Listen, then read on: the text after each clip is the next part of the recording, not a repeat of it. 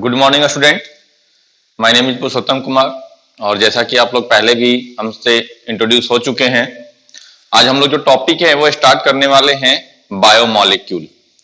ये आपके cell division के बाद का जो उस यूनिट का यह लास्ट टॉपिक है, दैट मीन्स यह लास्ट चैप्टर है बायोमॉलिक्यूल। बायोमॉलिक्यूल का ये जो चैप्टर है वह बहुत ही इंपॉर्टेंट चैप्टर है। ऐसा क्यों? क्योंकि जो क्लास 12th में आपका जो चैप्टर है मॉलिक्यूलर बायोलॉजी, उसका एक पार्ट जो है हम लोग यहीं पर डील कर लेते हैं। और ये चैप्टर इतना इंपॉर्टेंट है कि इसका रिलेशन जो है बाकी बहुत सारे चैप्टर के साथ होता है। जैसे अभी आपने सेल डिवीजन पढ़ा होगा, तो सेल डिवीजन में जो माइक्रोट्यूब्यूल है, ये सब जो प्रोटीन के जो कंपोनेंट आए होंगे, तो प्रोटीन क्या है पहले ये जानेंगे तभी तो हमें पता चलेगा ना। तो वो सारा चीज जो है वो हम लोग इस चैप्टर में डील करने वाले हैं। तो इस चैप्टर का रिलेशन आपको क्लास 12 के बहुत सारे चैप्टर से मिलता है। तो इसीलिए इस पॉइंट ऑफ व्यू से यह चैप्टर काफी इंपॉर्टेंट हो जाता है। तो आइए देखते हैं, हमारा जो आज का टॉपिक है वह है बायोमॉलिक्यूल।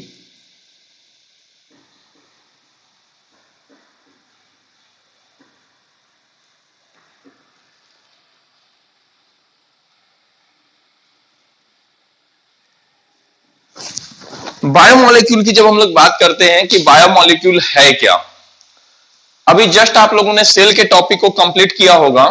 तो सेल के टॉपिक में आप देखे होंगे साइटोप्लाज्म आया होगा, बहुत सारे सेल ऑर्गेनेल्स आए होंगे। तो ये जितने भी एक सेल के अंदर के जितने भी ऑर्गेनिक कंपोनेंट होते हैं, यानी जो साइटोप्लाज्म है या सेल के ऑर्गेनेल्स हैं, वो किसी ना किसी प्रोटीन या कार्बोहाइड्रेट, पॉलीमर, ये सब चीज से बने हुए हैं। तो ये जितने भी ऑर्गेनिक कंपाउंड के जो कंपोनेंट होते हैं एक सेल के अंदर, वो सारे कंपोनेंट को हम लोग बायोमॉलिक्यूल कहते हैं। अब एक पॉइंट ऑफ व्यू से देखो, जितने भी लिविंग ऑर्गेनिज्म हैं वो सभी living organism chemical point of view से सिमिलर होते हैं। ओके, तो चलिए देखते हैं हम लोग। All living organisms are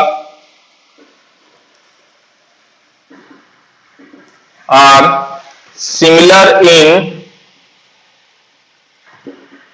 chemical। जितने भी लिविंग ऑर्गेनिजम्स हैं वो केमिकली जो है वो आपस में सिमिलर हैं। कैसे? Chemical that is element and compound. तो अब वो कैसे हम लोग समझेंगे कि ये जितने भी लिविंग ऑर्गेनिज्म है केमिकल पॉइंट ऑफ व्यू से केमिकली जो है वो सभी आपस में सिमिलर होते हैं। तो देखिए, जो हम लोग एनालाइज करना चाहते हैं कि जो ये जो लिविंग ऑर्गेनिज्म है वो सभी आपस में सिमिलर है या सेम है, उसके लिए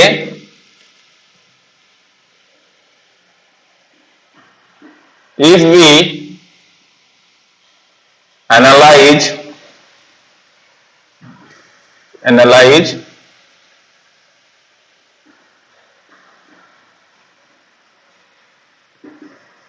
chemical nature of different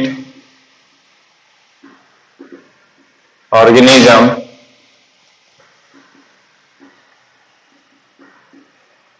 the plant tissue,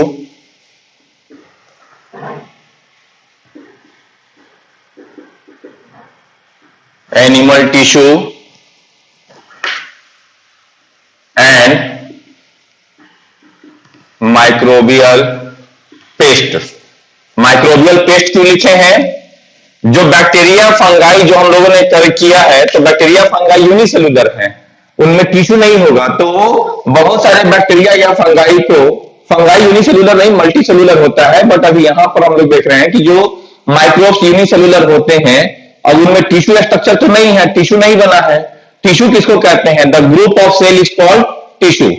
तो अभी टिश्यू का चैप्टर आपको नहीं हुआ है, बट इतना समझो कि बहुत सारे सेल के ग्रुप आपस में मिलकर के टिश्यू कहलाते हैं। तो माइक्रोब जो है वो एक ही सेल के ज्यादातर बने होते हैं।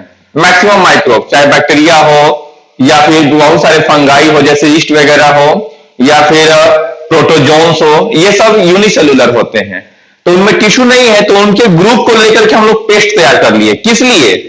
यह देखने के लिए कि केमिकल पॉइंट ऑफ व्यू से केमिकली वो सभी जो है वह सेम है। ये एनालाइज अगर हम करना चाहते हैं तो इसीलिए यहां पर दिए हैं कि यहां पर प्लांट टिश्यू, एनिमल के टिश्यू और फिर जो माइक्रोबियल पेस्ट है, उन सभी को आपस में एक जगह हम लोग ले करके और जब ऑब्जर्व करते हैं तो क्या मिलता है? Obtain carbon, oxygen, hydrogen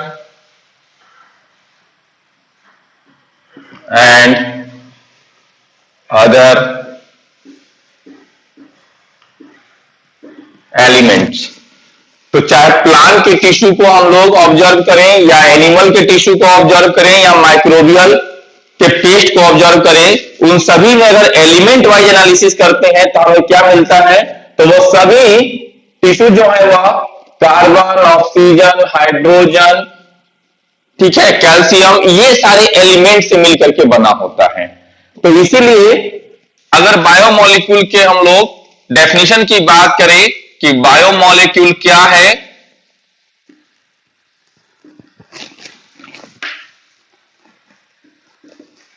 all the organic compound, all the organic compound in the cell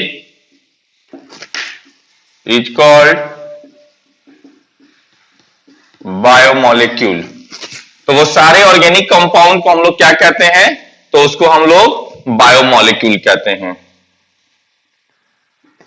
तो एक सेल के अंदर जितने भी ऑर्गेनिक कंपाउंड हैं वो सभी क्या हैं? वो सभी बायोमोलिक्यूल हैं।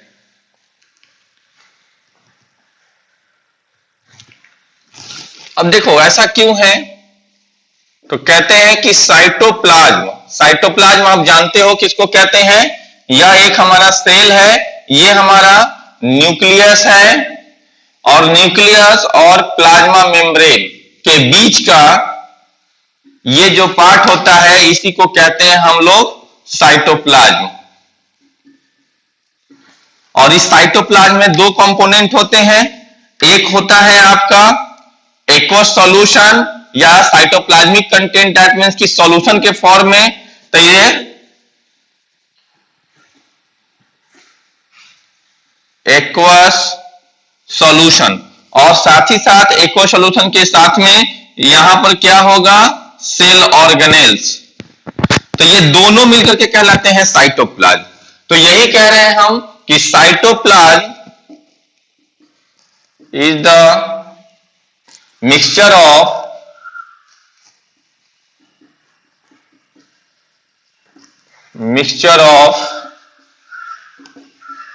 Various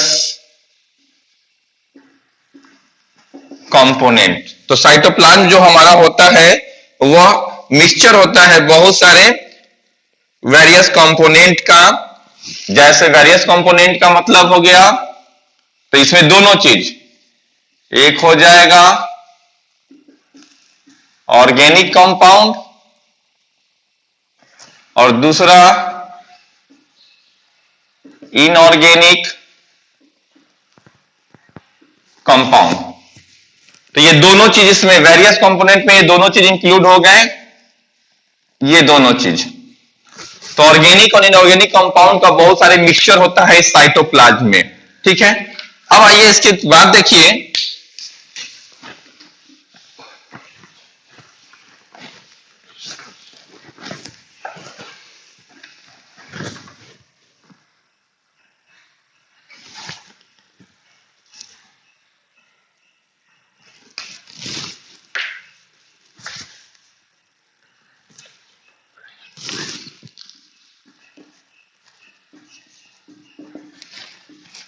collection of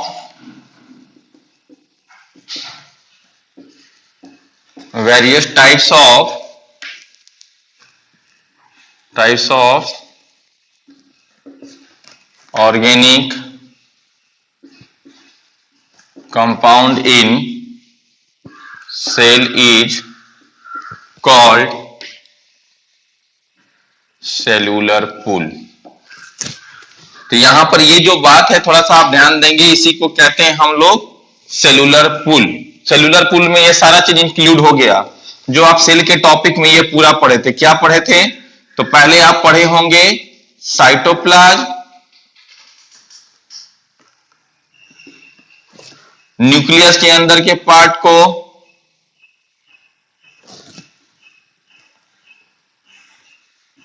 nucleoplasm. तो ये दोनों कंपोनेंट मिल करके, तो ये जितने भी चीज होंगे, जैसे प्लाज्मा मेम्ब्रेन आप पढ़े, तो प्लाज्मा मेम्ब्रेन किस चीज से बना होता है? तो प्लाज्मा मेम्ब्रेन फॉस्फोलिपिड से बना होता है और प्रोटीन से बना होता है। तो वहां पे ये ऑर्गेनिक कंपाउंड का नाम आया। फॉस्फोलिपिड क्या है? एक ऑर्गेनिक कंपाउंड है। उसी तरह प्रोटीन क्या है? एक ऑर्गेनिक कंपाउंड है। उसी तरह साइटोप्लाज्म में सोडियम आयन होता है, फिर पोटेशियम आयन होता है, NaCl होता है, फॉस्फेट आयन होता है। ये सब जो हो गए वह इनऑर्गेनिक कंपोनेंट हुआ।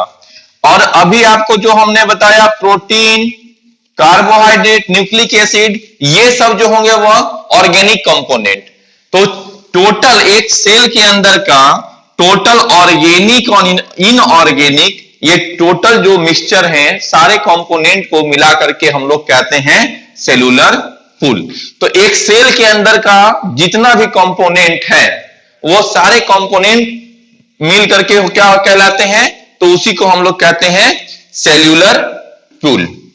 अब देखो हम ये कैसे एनालाइज करेंगे कि एक सेल के अंदर में कौन कौन से कंपोनेंट है और कौन कौन से कंपोनेंट नहीं है। तो इसके लिए एक एक्सपेरिमेंट को हम लोग परफॉर्म करते हैं। बहुत कॉमन एक आसान सा एक्सपेरिमेंट है, आप अपने घर में भी ट्राई कर सकते हैं। बहुत ज्यादा कुछ इसमें हार्ड एंड फास्ट एक्सपेरिमेंट नहीं है, जिसके बेसिस पे हम ये एनालाइज करते हैं कि एक सेल के अंदर या एक सेलुलर पूल के अंदर कौन कौन से कंपोनेंट हैं। तो हेडिंग देंगे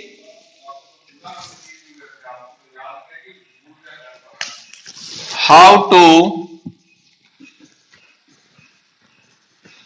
एनालाइज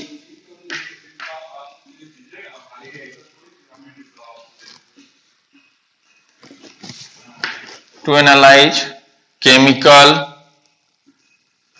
component। तो how to analyse chemical component, की केमिकल कंपोनेंट को हम लोग कैसे एनालाइज करते हैं। केमिकल कंपोनेंट को हम लोग देखिए, तो सबसे पहले क्या करते हैं हम लोग, एक अगर ये एनालाइज हमें करना है, a small piece of vegetable, a small piece of vegetable, a small piece of vegetable, और या फिर लीवर। ठीक है, लीवर क्यों लेते हैं? अगर किसी एनिमल टिश्यू का एनालिसिस करना है तो लीवर को लेंगे, और अगर किसी प्लांट के टिश्यू को एनालिसिस करना चाहते हैं तो उसके लिए कोई वेजिटेबल या लीफ के पार्ट को लेते हैं। ऐसा क्यों? लीवर हमारे बॉडी में मेटाबॉलिकली सबसे एक्टिव होता है, और वेजिटेबल भी जो है या प्लांट का जो लीफ पार्ट होता है उसमें स्टोर फूड मटेरियल होता है। जैसे हमारे लीवर में स्टोर फूड मटेरियल ग्लाइकोजन होता है, उसी तरह वेजिटेबल में या लीफ में स्टोर फूड मटेरियल स्टार्च होता है। इस वजह से इस पार्ट को लेने से हमारा एनालिसिस जो है वो अच्छा आता है। अब ए स्मॉल पीस ऑफ वेजिटेबल या लीवर को लेते हैं और इस पार्ट को हम लोग अच्छी तरह से क्या करेंगे, इसको ग्राइंड करेंगे।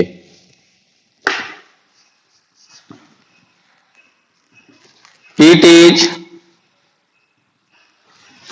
ग्राइंड विथ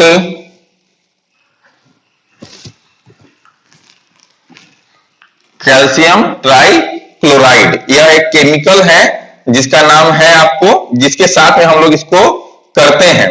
तो वह है ट्राइक्लोरो एसिटिक एसिड, जिसके साथ इसको ग्राइंड करेंगे, ग्राइंड विथ ClC ट्राइक्लोरो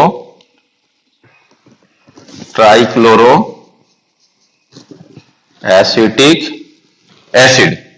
यह केमिकल है जिसके साथ में हम लोगों को ग्राइंड करना है। ग्राइंड करने का मतलब समझ रहे हैं? ग्राइंड करने का मतलब जैसे आप मिक्सर ग्राइंडर घर में मसाला पीसने के लिए यूज होता है, या जिंजर गार्लिक का पेस्ट कैसे तैयार करते हैं, जिंजर और गार्लिक को ले लिया और मिक्सर ग्राइंडर में डाल करके तेजी से उसे चला दिया तो वो क्या करता है, एकदम स्लरी पेस्ट तैयार कर देता है। उसी तरह यहां पर जिस टिश्यू के पार्ट से हमें ये एनालिसिस करना है, उस पार्ट को हम लोग ले लिए, ए स्मॉल पीस ऑफ लीवर को ले लेंगे या वेजिटेबल को लेंगे और उसको ग्राइंड करेंगे किसके साथ, तो ट्राइक्लोरो एसिटिक एसिड के साथ उसको हम लोग ग्राइंड कर देंगे। ग्राइंड करने के लिए क्या चाहिए, तो ग्राइंड करने के लिए एक मोटार की जरूरत पड़ती है और एक कैप्सूला की जरूरत पड़ती है। जैसे मिक्सर ग्राइंडर क्या करता है, तेजी से घुमा के उससे पूरा पेस्ट तैयार कर देता है, तो उसी तरह यहां पर हम लोग उस मोटार के साथ में हम लोग ले करके और उसका एक स्लरी पेस्ट तैयार कर देते हैं, किसके साथ में ग्राइंड करके, तो grind with trichloro acetic acid के साथ में। केमिकली यह होता है Cl3CCOOH, तो COOH एसिटिक एसिड के लिए है और ट्राइक्लोरो तो 3 क्लोरो, यानी क्लोरीन के 3 मॉलिक्यूल हैं यहां, ये 3 एटम है यहां पर, तो इसलिए हो गया trichloro acetic acid with motor. ठीक है, अब इसको क्या करेंगे हम लोग, अब इस एक्सपेरिमेंट को हम ऊपर की ओर देखते हैं। ये हो गया होगा आपका,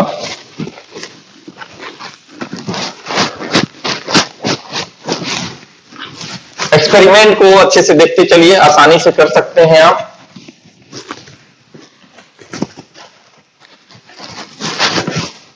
तो ये हो गया विथ मोटार। अब यहां पर क्या बनेगा, तो जब आप ये एक्सपेरिमेंट परफॉर्म करेंगे तो जैसे आप जिंजर गार्लिक का पेस्ट तैयार करते हैं तो एक स्लरी कंपोनेंट बनता है, तो यहां पर फॉर्म स्लरी कंपोनेंट। ठीक है, अब इसको हम लोग क्या करेंगे, इस चीज को हम लोग स्ट्रेन करेंगे यानी फिल्टर करेंगे, सिंपल वे में कहें तो। इसको हम लोगों ने क्या किया, इस स्लरी कंपोनेंट को फिल्टर किया, फिल्टर ऑन चीज क्लॉथ और कॉटन। अब इस चीज को जो स्लरी कंपोनेंट हमारा बना है उसमें हम लोग क्या करेंगे, तो देखिए इस पार्ट को हम लोग समझो कि ये हमारा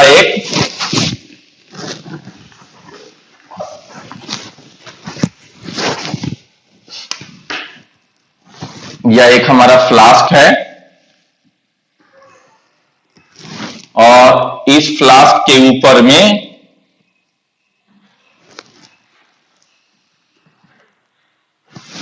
ओके, और यहां पर हम लोगों ने इसके ऊपर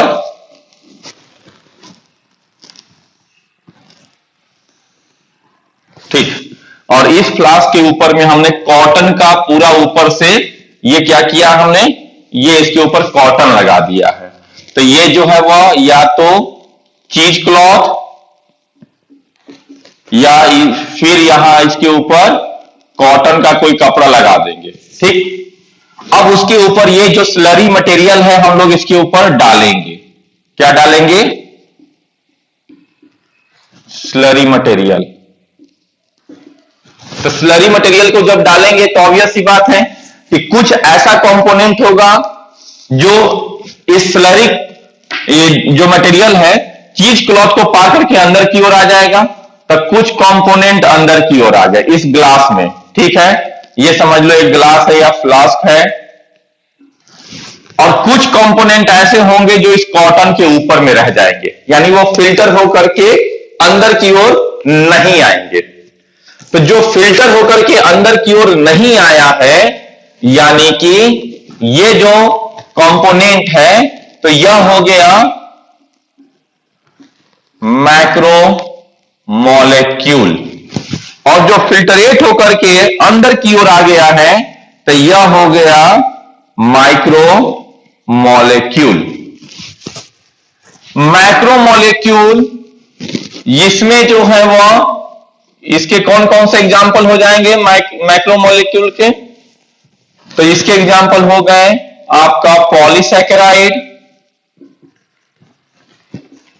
सेकेंड में हो गया न्यूक्लिक एसिड,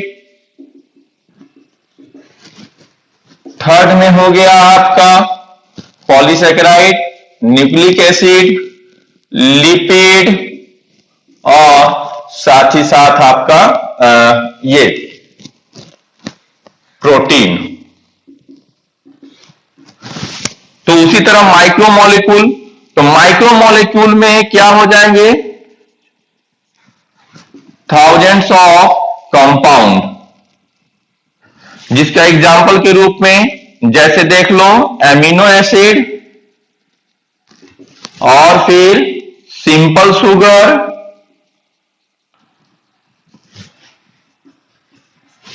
ठीक है, उसके बाद कुछ फैटी एसिड,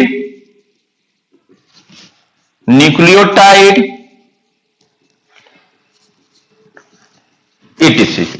तो ये इतने सारे जो होंगे, nucleotide, fatty acid, simple sugar, amino acid, ऐसे बहुत सारे होंगे। तो यहां पर इसलिए मैंने लिख दिया थाउजेंड्स ऑफ कंपोनेंट या थाउजेंड ऑफ कंपाउंड। और ये मैक्रोमोलिक्यूल में पॉलीसैकेराइड, न्यूक्लिक एसिड, लिपिड और प्रोटीन, ये इस तरह से एक्सपेरिमेंटली हम लोगों ने ये प्रूफ किया कि हाँ, इसमें एनालाइज किया कौन कौन से कंपोनेंट हुए। अब इसी के लिए एक दूसरा एक्सपेरिमेंट हम लोग परफॉर्म करते हैं, ये जानने के लिए, एलिमेंट एनालिसिस करने के लिए, कि आखिर हमारे टिश्यू में या हमारे बॉडी के सेल में कौन कौन से एलिमेंट होते हैं, यानी हमारा बॉडी मेन रूप से किस किस एलिमेंट से बना है। तो इस चीज को ऑब्जर्व करने के लिए, एनालिसिस करने के लिए हम लोग एक एक्सपेरिमेंट परफॉर्म करते हैं जिसका नाम है एस एनालिसिस। तो ये एक्सपेरिमेंट अब आपको समझ में आया। तो इसमें हम लोगों ने मेन क्या क्या किया, एक बार फिर से आपको हम बताते हैं। एक छोटा सा पार्ट लिया है हमने एक टिश्यू का, चाहे वो एनिमल का टिश्यू हो या प्लांट का टिश्यू हो। उस टिश्यू को हम लोग ट्राइक्लोरो एसिटिक एसिड के साथ ग्राइंड किया है। ग्राइंड करने के बाद उसको हम लोगों ने चीज क्लॉथ के ऊपर, वो जो स्लरी मटेरियल बना उसको चीज क्लॉथ के ऊपर में डाल दिया। क्या होगा कि कुछ पार्ट जो होंगे वह चीज क्लॉथ को पार करके नीचे की ओर जाएंगे और कुछ पार्ट चीज क्लॉथ के ऊपर में रह जाएगा। जो चीज क्लॉथ को पार करके नीचे की ओर आ गया, इसको कहते हैं माइक्रोमोलिक्यूल, जिसमें थाउजेंड्स ऑफ कंपाउंड होते हैं अलग अलग तरह के। और जो चीज क्लॉथ के ऊपर में रह जाएगा यानी पार नहीं करेगा, उसको कहते हैं मैक्रोमोलिक्यूल, जिसके एग्जाम्पल के रूप में पॉलीसैकेराइड, न्यूक्लिक एसिड, लिपिड और प्रोटीन है। बस इतना अभी इस एक्सपेरिमेंट में हम लोगों ने इतना तक की बातों को देखा। अब आइए दूसरा एक्सपेरिमेंट, जो दूसरा एक्सपेरिमेंट है वह है हमारा S analysis.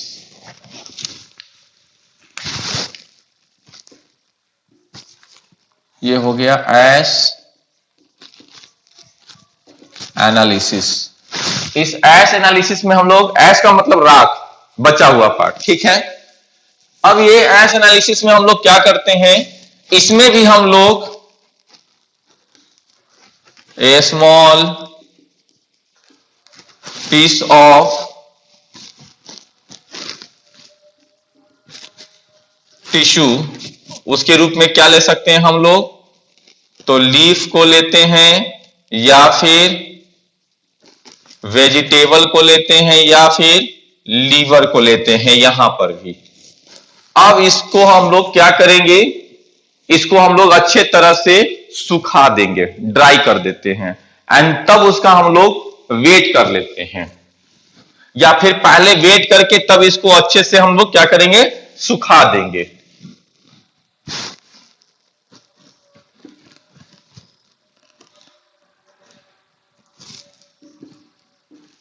Take wet and then dry it. जब ये अच्छे से सूख जाएगा तो ये क्या देगा, ये कंप्लीट ड्राई मास देगा, ठीक है। To obtain dry mass. Okay, अब इसको हम लोग क्या करेंगे, जो सूखा हुआ ये जो ड्राई मास मिला है, अब इसको हम लोग जला देंगे।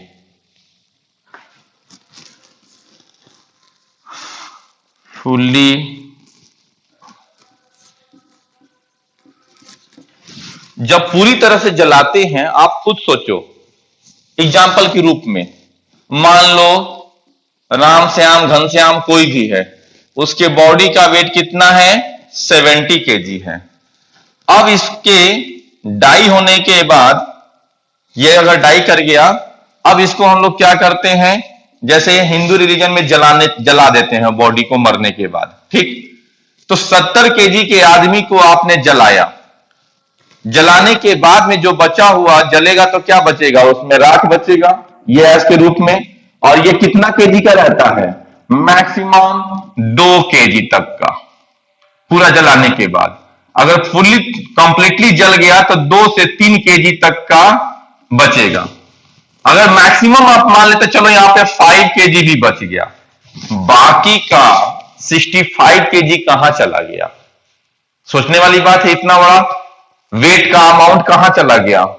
होता क्या है, 70 केजी में, अभी आगे हम आपको बताने वाले हैं कि 70 केजी में लगभग, ठीक है ना, 50 केजी जो होगा वो बॉडी में वाटर है। अब बचा हुआ कितना है, 20 केजी। 20 केजी में मैक्सिमम जो ऑर्गेनिक कंपाउंड है, जब उसको जलाते हैं तो वो क्या करता है, वह वेपोराइज हो जाता है।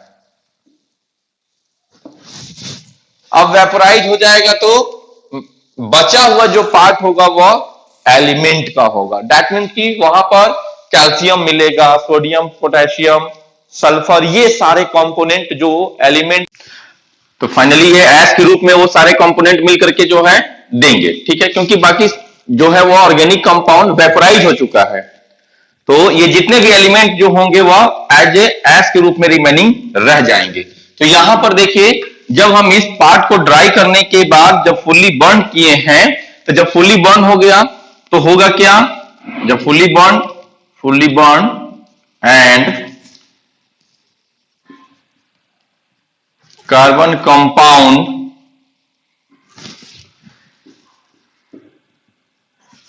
Oxidise to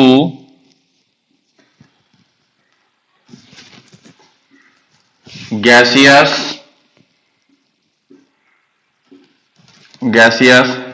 state and water vapor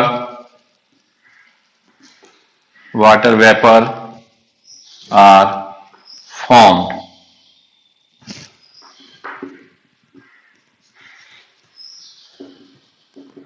remaining ash, तो जो रिमेनिंग पार्ट रह जाएगा वो क्या होगा, रिमेनिंग एज ऐश।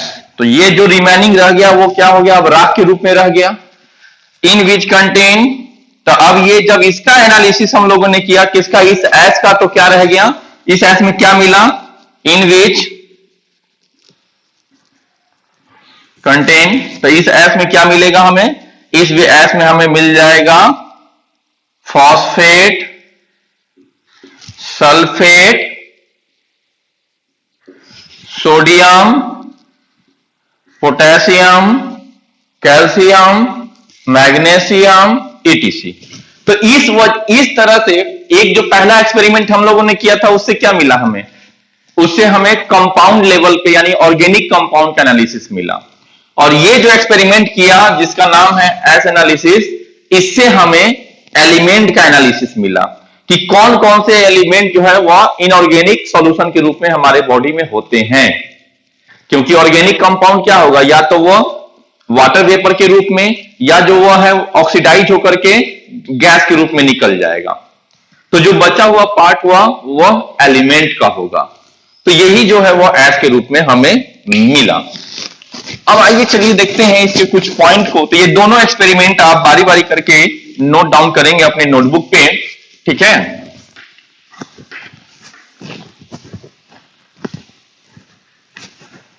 अब इसके बाद में इसमें कुछ इंपॉर्टेंट पॉइंट को नोट करेंगे, जैसे element analysis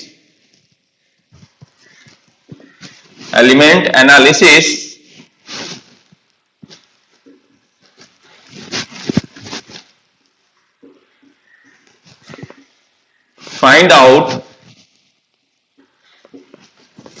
out elemental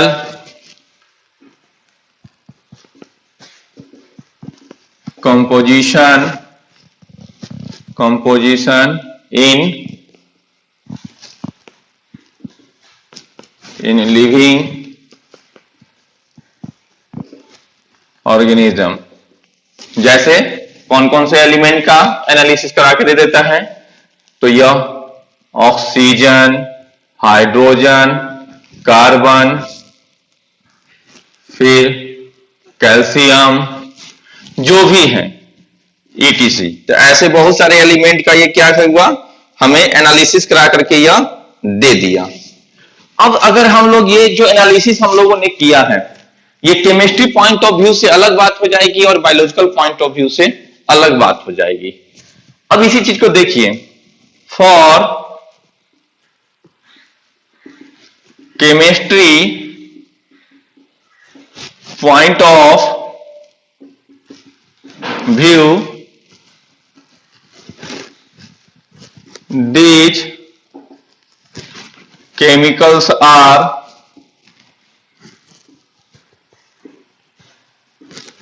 aldehyde, these chemicals are aldehyde group,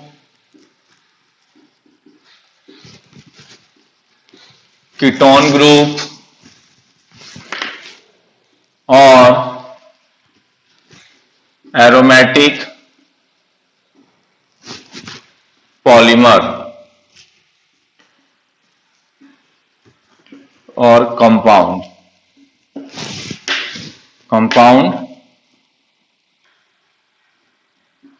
is identified. तो हमें अभी जो वो एनालिसिस हम लोगों ने किया था जिसमें हमें प्रोटीन, कार्बोहाइड्रेट और न्यूक्लिक एसिड मिल रहा था, वो बायोलॉजिकल पॉइंट ऑफ व्यू से नाम है, केमिस्ट्री पॉइंट ऑफ व्यू से नाम नहीं है। क्यों? केमिस्ट्री पॉइंट ऑफ व्यू से अगर फंक्शनल ग्रुप के हिसाब से चलेंगे तो या तो उसके ऊपर एल्डिहाइड ग्रुप मिलेगा, कीटोन ग्रुप मिलेगा, कार्बोक्सिलिक ग्रुप मिलेगा, या एरोमेटिक पॉलीमर के या एरोमेटिक कंपाउंड के रूप में मिलेगा। अब इसी चीज को but in biology point of view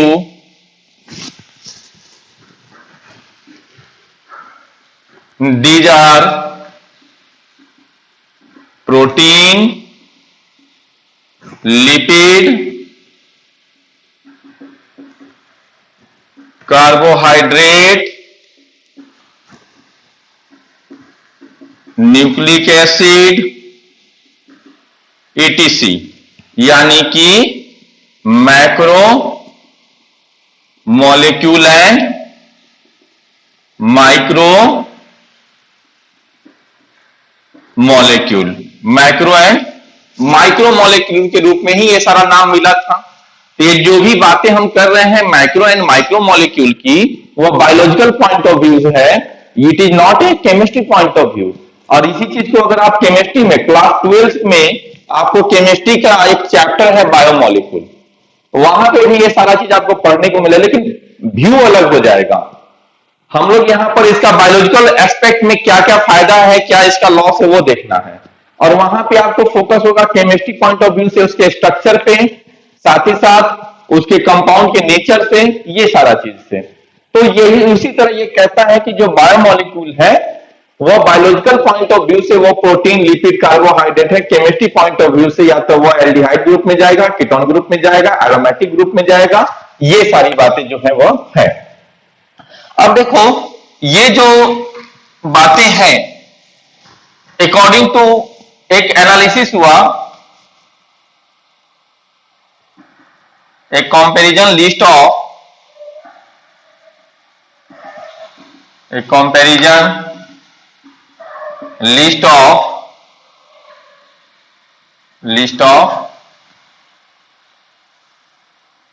percentage of element, percentage of element in earth crust and human body. एक कंपैरिजन है अर्थ क्रस्ट में और ह्यूमन बॉडी के बीच का कि हमारे बॉडी में कौन सा एलिमेंट कितना परसेंट में होता है और अर्थ क्रस्ट में कौन सा एलिमेंट कितना परसेंट के रूप में होता है। तो यहां पर ये देखिए एलिमेंट, अर्थ क्रस्ट और ये ह्यूमन बॉडी।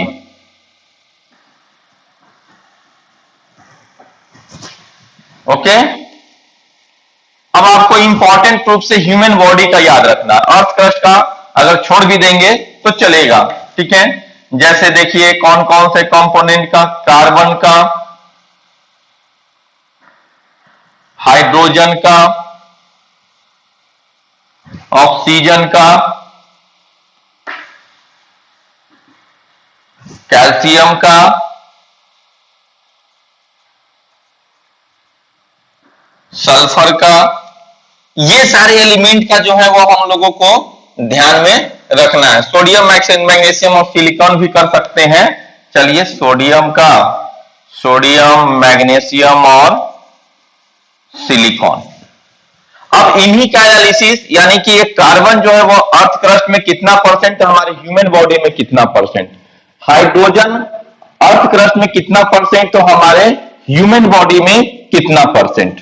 और क्वेश्चन इसी के बेसिस पे आपसे ये पूछ देगा कि हमारे बॉडी में सबसे ज्यादा कौन सा एलिमेंट होता है, यानी एक सेल में सबसे ज्यादा कौन सा एलिमेंट वाइज अगर एनालिसिस करेंगे तो ये पूछ देगा आपसे कि ह्यूमन बॉडी के सेल में सबसे ज्यादा कौन सा एलिमेंट होता है, तो वह है ऑक्सीजन। इस बात को आप ध्यान रखेंगे, सबसे ज्यादा हमारे बॉडी के किसी एक सेल में अगर कोई एलिमेंट है तो वह है ऑक्सीजन।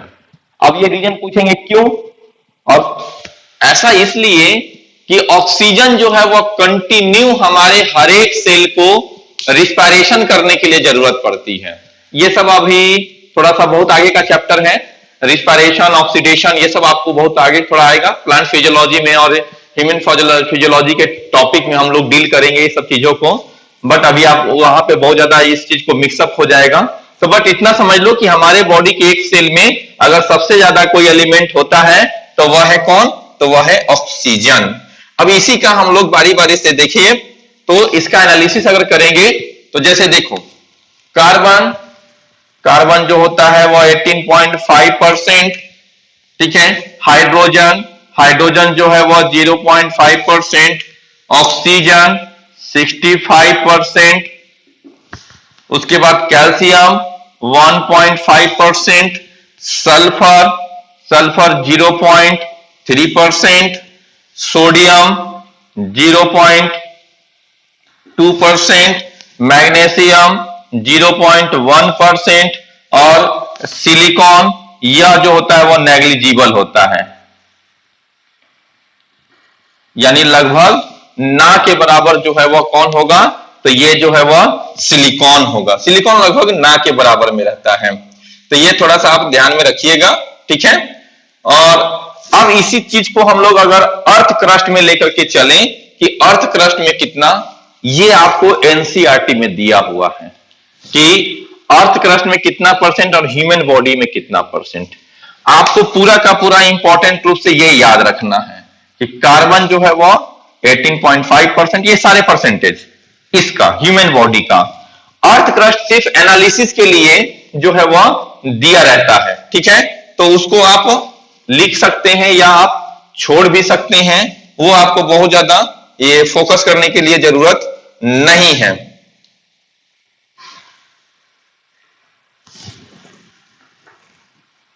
चलिए ये 0.14%, 0.3%, ऑक्सीजन भी बहुत कम होता है, कार्बन, हाइड्रोजन और फिर ये जो है वो ऑक्सीजन, ऑक्सीजन वो जो है वो लगभग 46% हो जाता है और नाइट्रोजन जो है वो बहुत ही लो हो जाता है, ठीक है।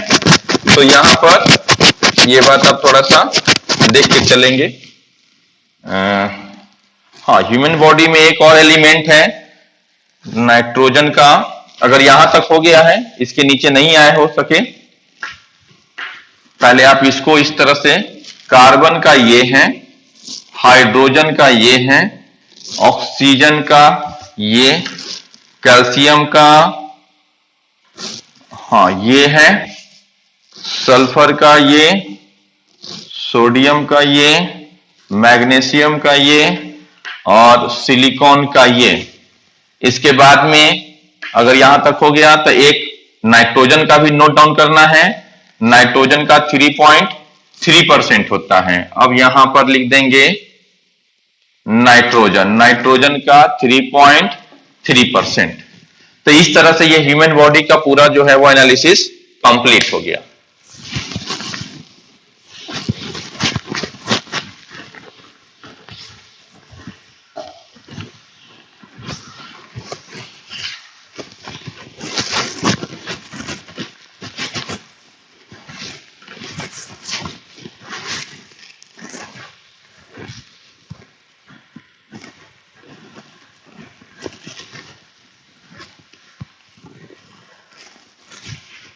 तो ये एक एनालिसिस जो हुआ एलिमेंट का, वो हम लोगों ने देखा। अगर कुछ एक टेबल हम लोग लेके चलें कि जैसे जो मैक्रोमोलेक्यूल है, मैक्रोमोलेक्यूल में भी कुछ इनऑर्गेनिक कंस्टिट्यूएंट रहते हैं, जैसे फॉस्फेट हो गया, सल्फेट हो गया, NaCl हो गया। ये सब जो है वो मैक्रोमोलेक्यूल के सॉल्यूशन में भी हमें देखने को मिलता है, या माइक्रोमोलेक्यूल में भी देखने को मिलता है, क्योंकि वहां पर ऐसा जरूरी नहीं है कि सिर्फ ऑर्गेनिक कंपोनेंट ही हो। सॉल्यूशन बना है, यानी कि जो इनऑर्गेनिक जो कंस्टिट्यूएंट है वो भी सोलुबलाइज होकर के नीचे फिल्टर के नीचे आएंगे। तो ये एक अलग पॉइंट की बात है जिसको हम लोग देखेंगे। अब कुछ पॉइंट को नोट डाउन करेंगे। माइटोकॉन्ड्रिया आर रिच इन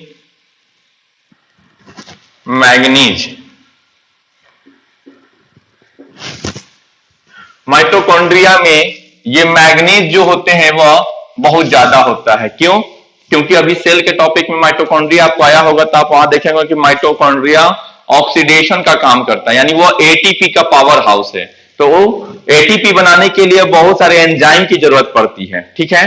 तो वहां पर जो ऑक्सीडेशन का प्रोसेस चलता है, ऑक्सीडेशन ऑफ एटीपी, उसके लिए बहुत सारे एंजाइम की जरूरत पड़ती है। उस एंजाइम को एक्टिवेट करने के लिए उसे मैग्नीज की जरूरत पड़ती है। इसीलिए माइटोकॉन्ड्रिया में बहुत ज्यादा क्वांटिटी में क्या होते हैं? मैग्नीज होते हैं।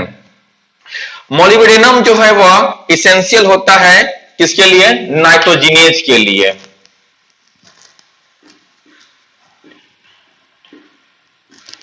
Molybdenum is necessary for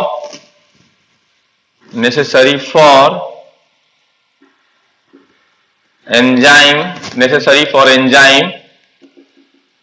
nitrogenase for fixation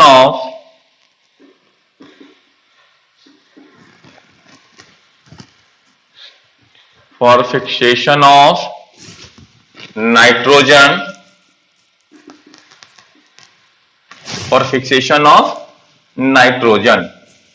nitrogen का फिक्सेशन एक टॉपिक है। नाइट्रोजन फिक्सेशन यानी कि बेटा इस तरह से ये जो N2 आप लिखते हैं, इससे जो है वह NH3 का जो फॉर्मेशन होता है अमोनिया का, इसी को कहते हैं नाइट्रोजन फिक्सेशन। और ये काम करने के लिए एक एंजाइम की जरूरत होती है जिसका नाम है नाइट्रोजिनेज। और ये एंजाइम, यह क्या है? एक एंजाइम है, और इस एंजाइम को एक्टिवेट होने के लिए जरूरत पड़ती है किसकी? तो मोलिब्डेनम की। मोलिब्डेनम का शायद MO होता है, ठीक है। तो यहां पर ये चीज आप थोड़ा सा ध्यान में रखिएगा। ये पॉइंट वाइज कुछ इंपॉर्टेंट जो पॉइंट है इस टॉपिक से रिलेटेड, इसी तरह से पॉइंट वाइज करके आप इसको नोट डाउन करते चलेंगे, ठीक है। तो पहला तो आप ये देख लें कि mitochondria are rich in manganese, और दूसरा मोलिब्डेनम जो होता है वो किसके लिए है? तो मोलिब्डेनम जो है वो नाइट्रोजनेज एंजाइम के लिए इंपॉर्टेंट होता है। अब लिखेंगे ये मैग्नेट कॉपर जो है वह साइटोक्रोम ऑक्सीडेज एक एंजाइम होता है। Copper is occurs in cytochrome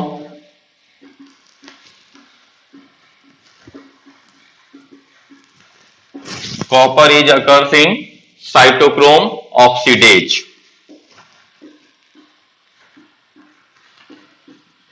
magnesium and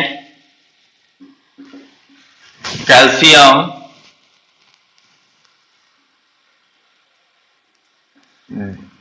ये मैग्नीशियम एंड कैल्शियम ये हमारे नर्व और मसल के एक्साइटेबिलिटी को डिक्रीज कर देते हैं। Decrease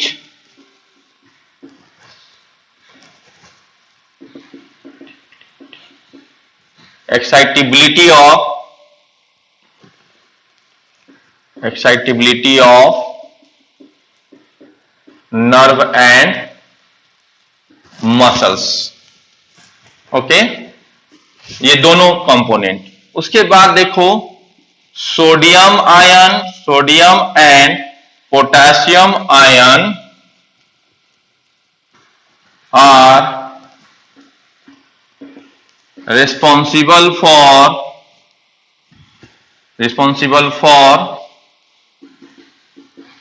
intracellular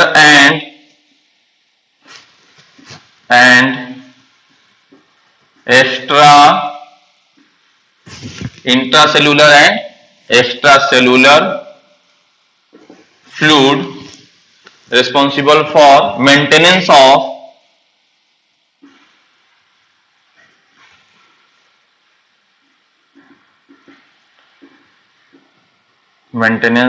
intra and extracellular fluid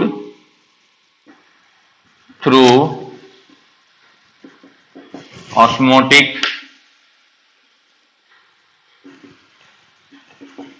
concentration. अब ये पूरा लाइन आपको मान लिया समझ में नहीं आया, छोड़ दीजिए, कोई दिक्कत नहीं है।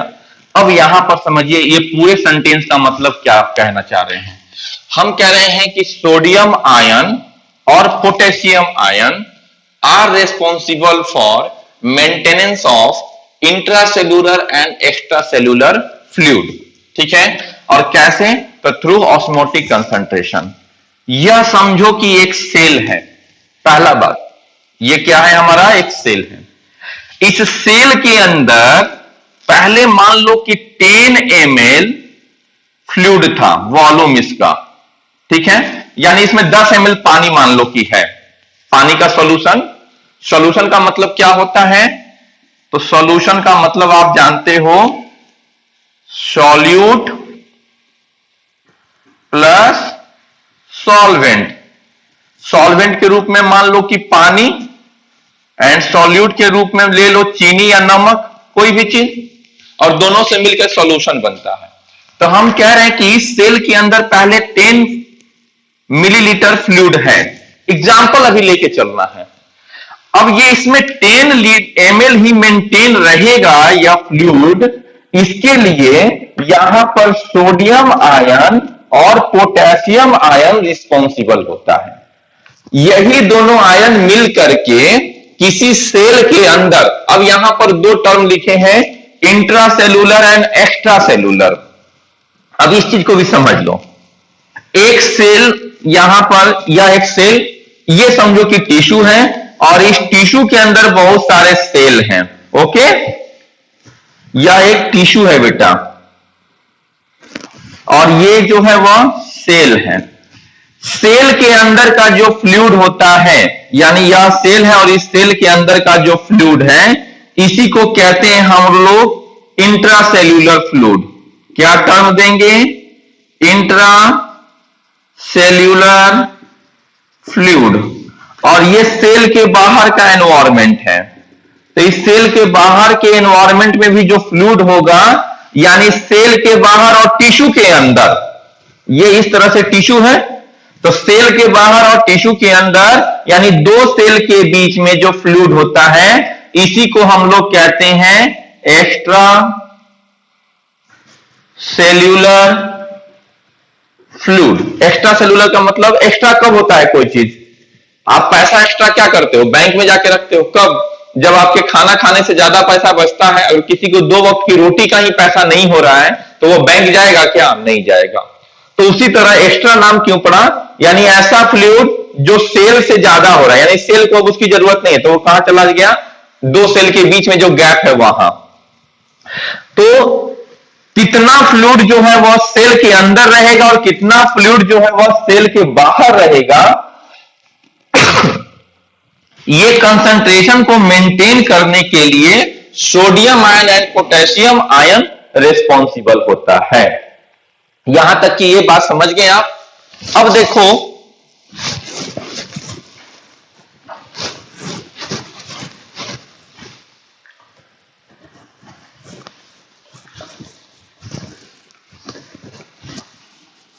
नेक्स्ट एक पॉइंट लिखेंगे,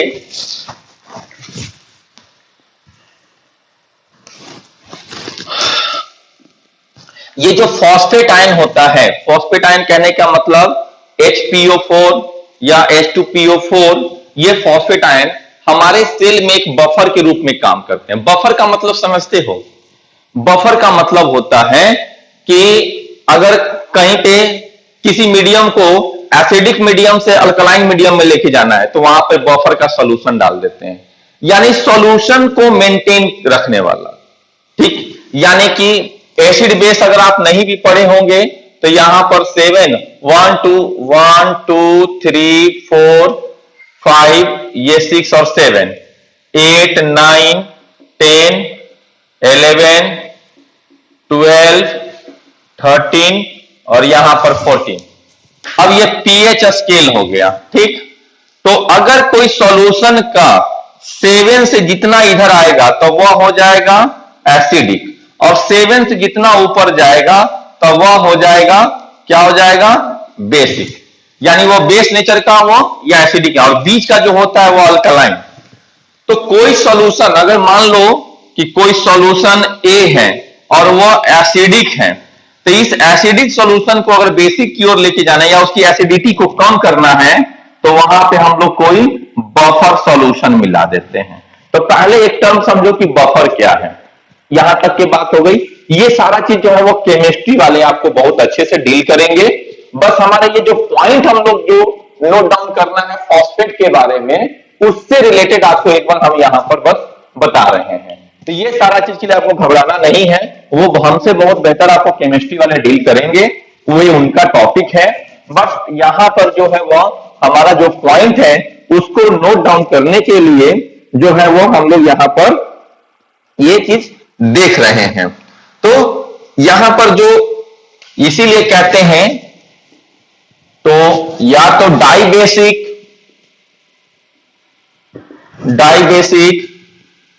HPO4-2, ठीक है। तो यहां -2 लगा है, यानी 2 पे माइनस है, इसलिए इसको डाई बोलते हैं, डाइबेसिक है। डाइबेसिक और मोनोबेसिक, मोनोबेसिक में हो जाएगा H2PO4 और सिंगल माइनस, तो सिंगल माइनस है इसलिए यह मोनोबेसिक। तो डाइबेसिक तो और मोनोबेसिक फॉस्फेट, ठीक है, ये दोनों फॉस्फेट हैं, are act as buffer in, दोनों जो है वो एज ए बफर सॉल्यूशन यानी बफर के रूप में काम करते हैं। Act as buffer in cell to maintain hydrogen ion in cytoplasmic fluid. यानी यह हमारा सेल और सेल के अंदर में जो भी फ्लूइड है वो क्या हो जाएगा बेटा, ये हो जाएगा साइटोप्लाज्मिक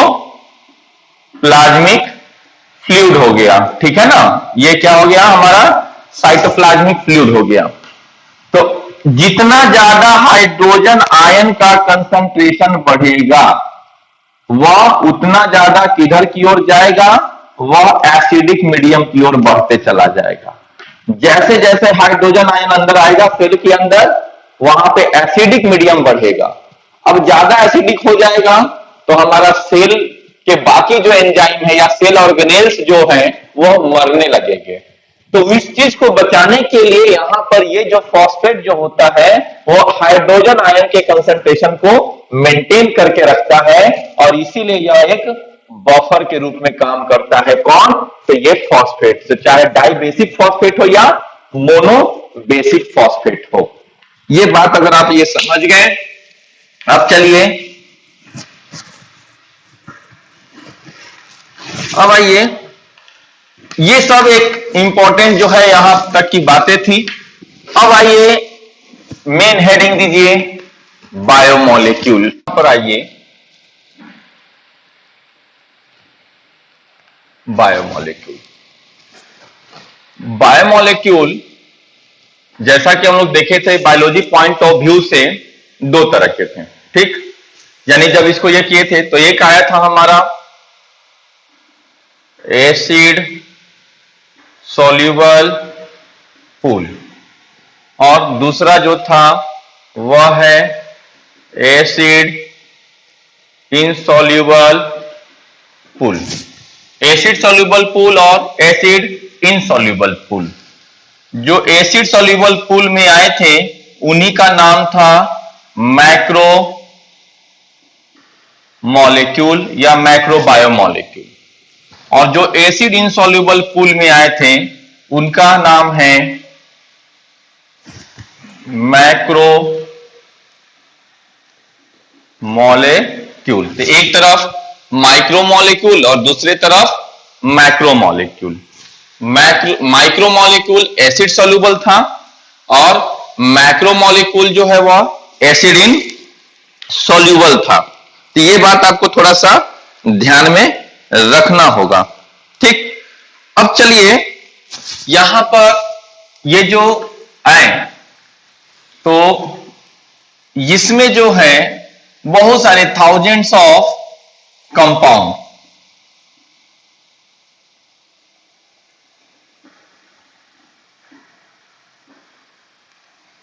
ठीक। एग्जाम्पल के रूप में आप देख सकते हैं, एग्जाम्पल हम लोगों ने लिया था सिंपल शुगर, एमिनो एसिड, या फिर ये फैटी एसिड, या फिर न्यूक्लियोटाइड। और मैक्रोमोलिक्यूल में protein, polysaccharide, lipid and nucleic acid. तो इस तरह से अब यहां पर ये जो आप एमिनो एसिड देख रहे हैं, एमिनो एसिड ही प्रोटीन को बनाता है। अभी जब प्रोटीन हम लोग चालू करेंगे तो वहां आपको हम दिखाएंगे कि ये जो है वह एक प्रोटीन जो है वह एमिनो एसिड से बनता है, और सिंपल शुगर आपस में जब जुड़ते हैं तो पॉलीसैकेराइड बनता है, फैटी एसिड से लिपिड बनता है और न्यूक्लियोटाइड से न्यूक्लिक एसिड बनता है। तो ये इन सभी का छोटा पार्ट हुआ, ये इन सभी का पॉलीमर पार्ट हुआ, ठीक। तो और इसी चीज को जो एसिड सॉल्युबल पूल जो था वो क्या था, एसिड सॉल्युबल पूल और एसिड इनसॉल्युबल पूल। तो एक जो था वो हमारा फिल्टरेट था और दूसरा जो हमारा था वो रिटेनेट था। यानी फिल्टरेट होने के बाद में जो फिल्टर हो गया वो एसिड सॉल्युबल पूल हुआ, और रिटेंटेट जो हो गया वो एसिड इनसॉल्युबल पूल हो गया। तो इसी को रिटेंटेट और इसी को फिल्टरेट। क्योंकि फिल्ट्रेशन के बाद में ये आया है, और फिल्ट्रेशन होने के बाद जो बचा हुआ पार्ट है तो ये आया है।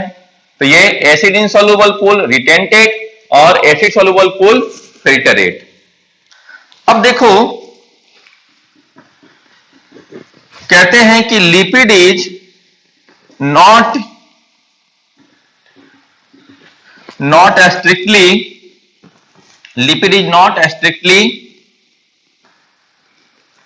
Macro biomolecule.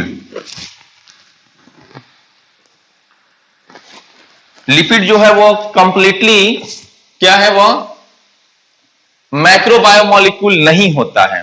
किस बेसिस पर ऐसी बात हम कह रहे हैं?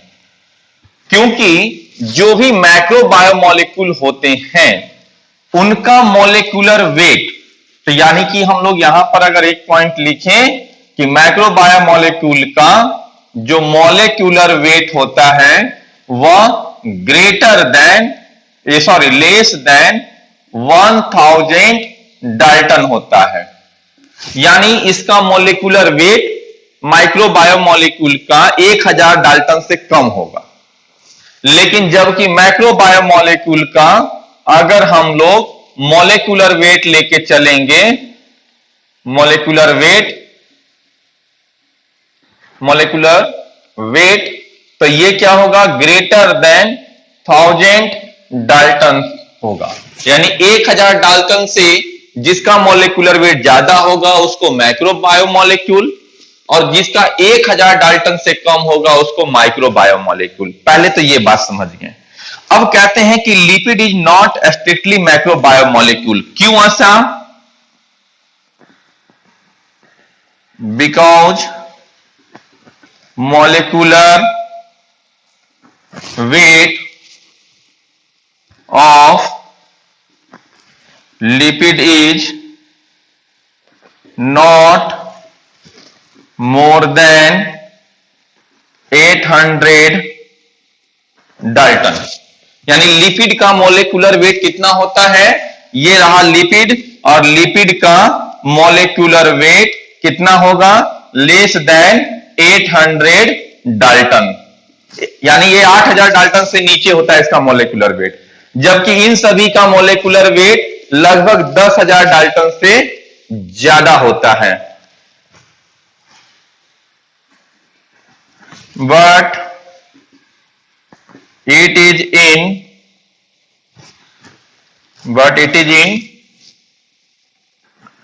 acid soluble pool। लेकिन फिर भी यह एसिड इनसॉल्युबल पूल में है, ठीक है, sorry insoluble pool, but it is in acid in soluble pool because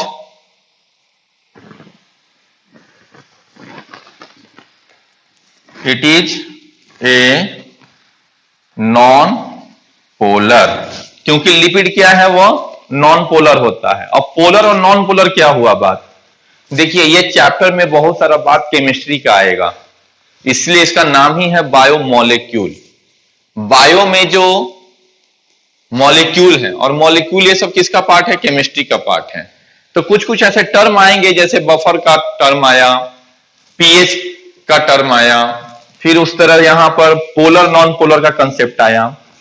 तो नॉन पोलर का मतलब जो वाटर के साथ इंटरेक्शन शो नहीं करता है उसको बोलते हैं नॉन पोलर, और जो वाटर के साथ इंटरेक्शन शो करता है उसको बोलते हैं पोलर।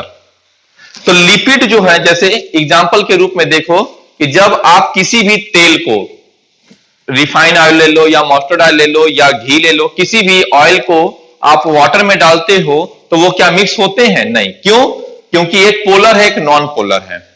तो जो वाटर के साथ इंटरेक्शन दिखाएगा दैट इज पोलर, जो वाटर के साथ इंटरेक्शन नहीं दिखाएगा वो नॉन पोलर। तो ये लिपिड जो है वो एसिड इनसॉल्युबल पूल में रहता है क्योंकि वो एक नॉन पोलर कंपोनेंट है, लेकिन रहना चाहिए था उसे एसिड सॉल्युबल पूल में, क्योंकि उसका मोलेकुलर वेट कितना है? 800 डाल्टन से कम है। तो यहां तक ये थोड़ा बात को इंपॉर्टेंट आप समझे। अब कुछ और पॉइंट हम लोग देखेंगे।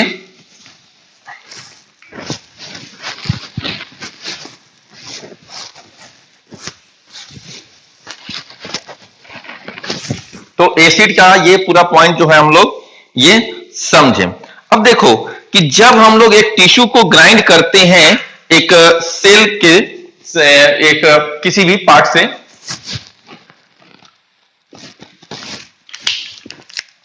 देखिए वो कह रहा है कि व्हेन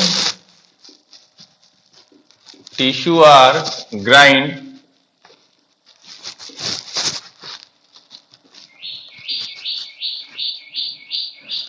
membrane and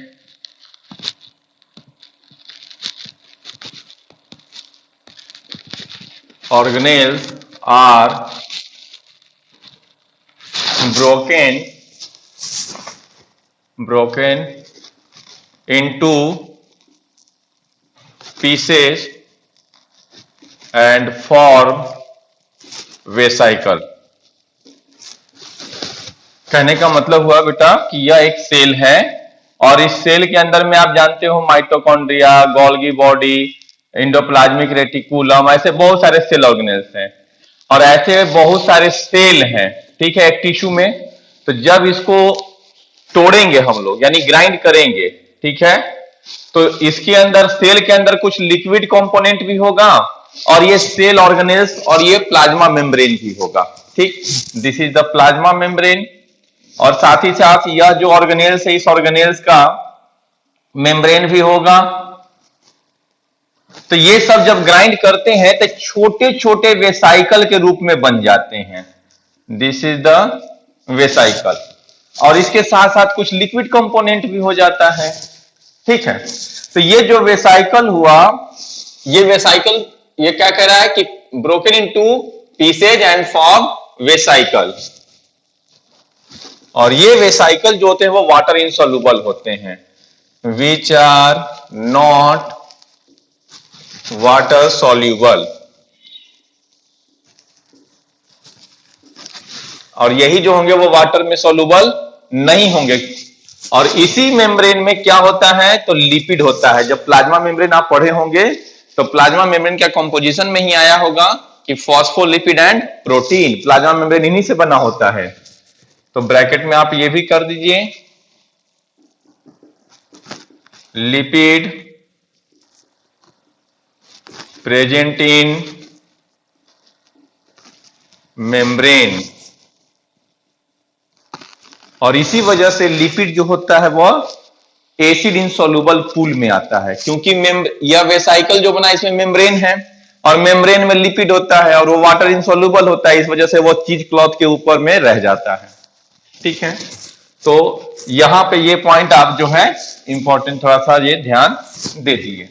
अब दूसरा चीज देखो कि हम लोगों ने क्या देखा था, हम लोगों ने बायोमोलेक्यूल को देखा और बायोमोलेक्यूल में दो फ्रैक्शन मिला था हमें, एक मिला था micro,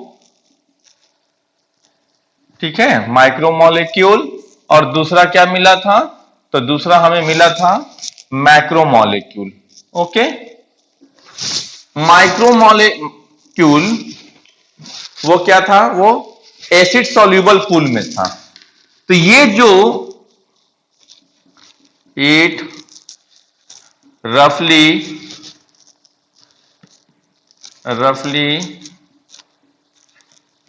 represent the cytoplasmic content, not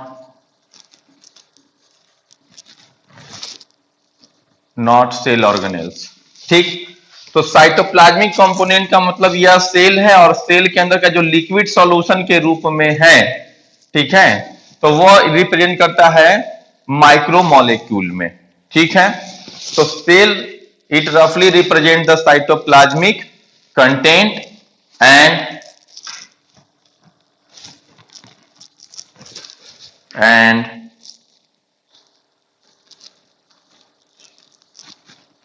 cell organelles content, जबकि मैक्रोमोलेक्यूल जो है वो रिप्रेजेंट करता है represents plasma membrane and organelles ठीक है। तो प्लाज्मा मेम्ब्रेन और सेल ऑर्गेनेल्स का जो बात है वह इसमें इंक्लूड हो गया। ठीक है, तो ये बात थोड़ा सा आपको इंपॉर्टेंट जो है वह ध्यान में रखना है कि क्या प्लाज्मा मेम्ब्रेन अगर पूछ देता है कि किसमें इंक्लूड होता है, तो प्लाज्मा मेम्ब्रेन जो है वह इंक्लूड होता है किसमें, तो मैक्रोमोलेक्यूल में इंक्लूड होता है। ओके, तो आइए ये पूरा पार्ट। अब एक चीज हम लोग देखते हैं, एवरेज कंपोनेंट ऑफ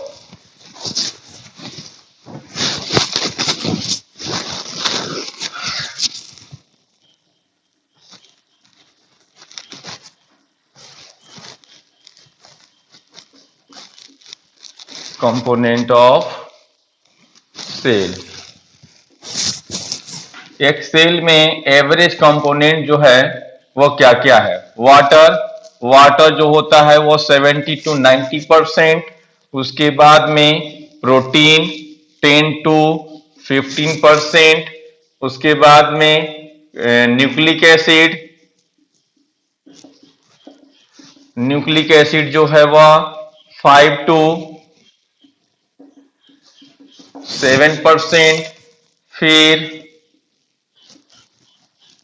कार्बोहाइड्रेट जो होता है वह 2 to 3%, लगभग 3%।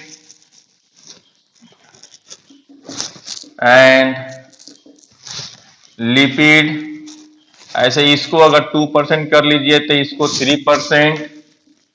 एंड आयंस जो होंगे वह 1% में होंगे। देखो, कहते हैं कि जो most abundant chemical in cell या लिविंग ऑर्गेनिज्म ही कर लीजिए, in living organism is water and most abundant element in living organism is oxygen. अगर केमिकल का एनालिसिस किया जाए कि केमिकल में सबसे ज्यादा कौन होता है, तो वह होगा वाटर। और अगर एनालिसिस किया जाए कि साथ ही साथ एलिमेंट वाइज कि एलिमेंट में सबसे ज्यादा कौन होता है, तो वह होता है आपका ऑक्सीजन। ठीक है, और बाकी ये सब जो है वो वाटर यहां पर देख रहे हैं 70 to 90%। उसके बाद में protein is the building block of our body. उसके बाद में nucleic acid 5 to 7%, carbohydrate 2 to 3%, कहीं पर 3%, कहीं पर 2% भी मिलेगा। और लिपिड भी 2 से 3%, अगर इसको 3 किए तो इसको 2% कर सकते हैं। और लिपिड 2%, आयंस 1%। तो इतना सारा जो बात है वो हमारा ये एवरेज कंपोजिशन होता है हमारे सेल का या हमारे बॉडी का। 70% वाटर, 70 से 90% वाटर, जिसमें से दो पार्ट में ये बटा होता है, वो एक्स्ट्रा सेलुलर और इंट्रा सेलुलर फ्लूइड के रूप में। तो ये सारी बातें जो हमारा अब यहां तक हो गया। इसके बाद की बातें जो है हम लोग नेक्स्ट क्लास में अब कंप्लीट करेंगे। तो वहां पर हम लोग स्टार्ट करेंगे primary and secondary metabolites. Okay, thank you.